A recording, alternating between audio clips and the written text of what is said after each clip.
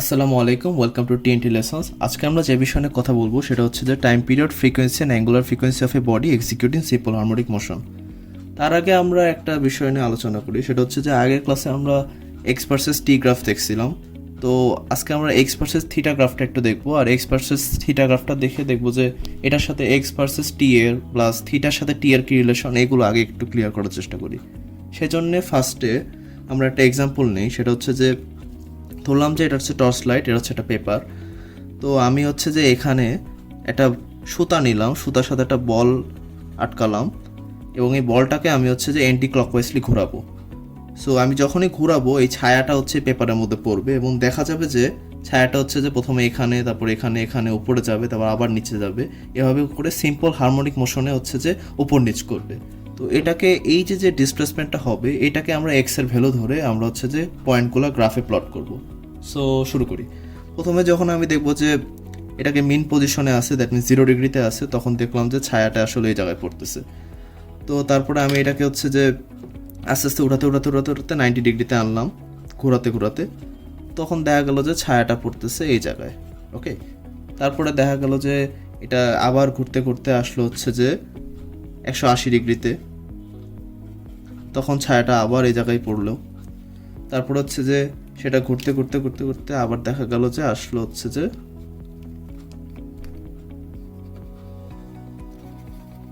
এই জায়গায়, তখন ছায়াটা পড়তেছে এখানে। আবার সে ঘুরে 270 ডিগ্রিতে ক্রস করলো, করে আবার 360-এ আসলো, তখন আবার ছায়াটা এখানে পড়লো। তো আমি যেটা দেখতেছি যে সেটা হচ্ছে যে এখানে কিন্তু এক্স এর ডিসপ্লেসমেন্টটা হচ্ছে, সে আগে এখানে ছিল, উঠতে এখানে আসলো, আবার সে 0-তে গেল, আবার সে যে মিনিমামে আসলো।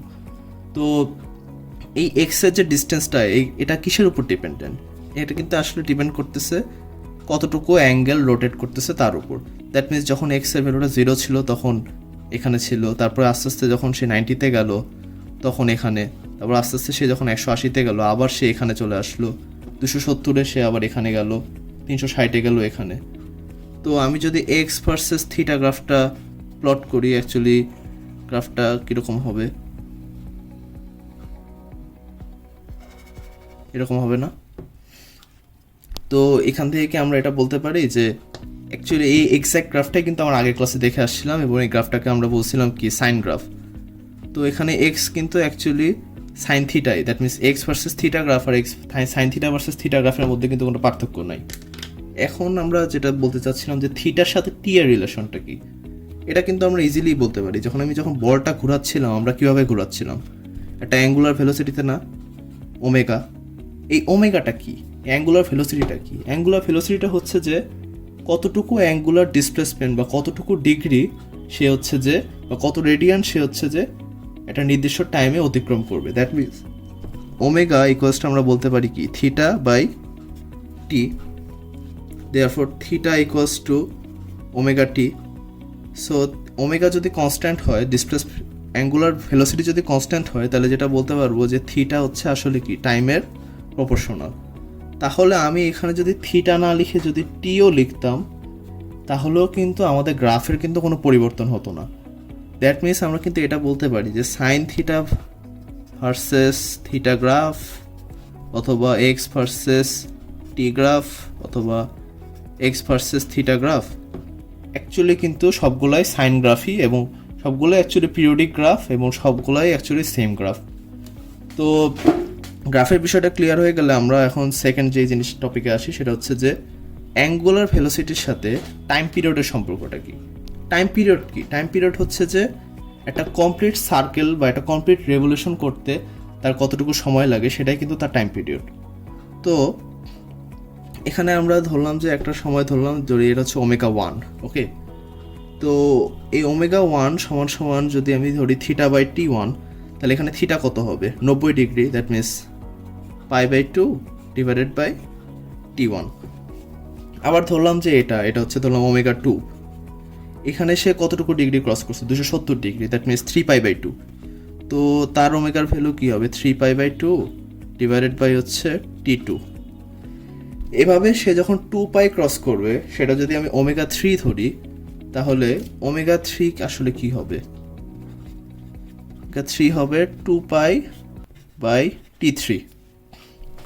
এখন এই T3টা কি? T3টা হচ্ছে সে আগে কততে ছিল, 0 ডিগ্রিতে ছিল, সে পুরো একটা সার্কেল অতিক্রম করছে T3 সময়, এবং এই T3 সময় তার অ্যাঙ্গুলার ডিসপ্লেসমেন্ট হয়েছে 2π। দ্যাট মিনস আমরা কি বলতে পারি না যে 2π অতিক্রম করতে যে সময় হয়েছে সেটাই T3, এবং এই 2πটা অতিক্রম করতে যে টাইমটা, এটাকে অ্যাকচুয়ালি কিন্তু আমরা টাইম পিরিয়ড বলতে পারি। কারণ এই 2π ডিস্টেন্স অতিক্রম করা আর একটা কমপ্লিট সার্কেল অতিক্রম করা অথবা একটা কমপ্লিট রেভলিউশন করা, এটা কিন্তু সেম জিনিস। দ্যাট মিনস আমরা কিন্তু বলতে পারি যে ω3 = 2π/t।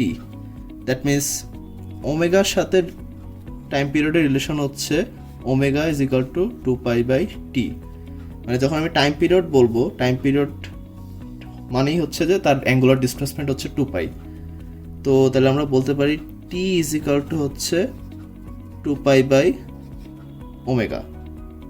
রাইট?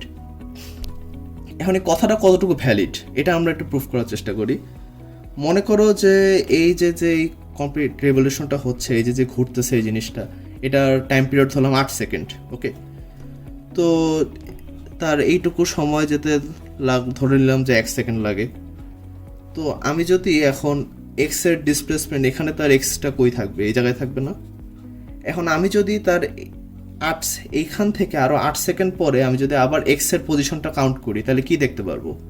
তাহলে দেখতে পারবো যে সে ঘুরে ঘুরে আবার সে আবার এই জায়গায় আসছে। তো তারপরে আমি দেখবো যে তার এক্সের যে পজিশনটা এই জায়গায় আছে।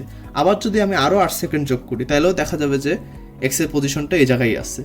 তো এটা আমরা বলতে পারি যে আমি যদি এই যে t = 2π/ω, আমি যদি টাইম পিরিয়ডটা আমাদের এক্সের যে ইকুয়েশনটা আমরা আগে প্রুফ করছিলাম, x = a sin ωt + phi, এখানে আমি t এর সাথে যদি আমি টাইম পিরিয়ডটা অ্যাড করে দিই, অ্যাড করে যদি আমি দেখতে পাই যে এক্স এর ভ্যালুটা আগে যা ছিল এখন তাই আসছে, তাহলে আমি বলতে পারি না যে আমি যে ইকুয়েশনটা লিখলাম এটা ভ্যালিড।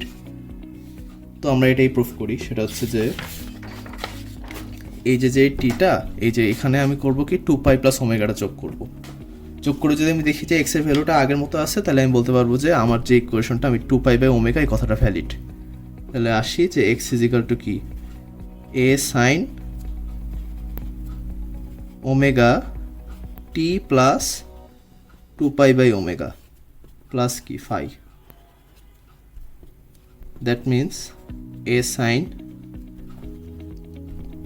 ωt + 2π + phi, তার মানে a sin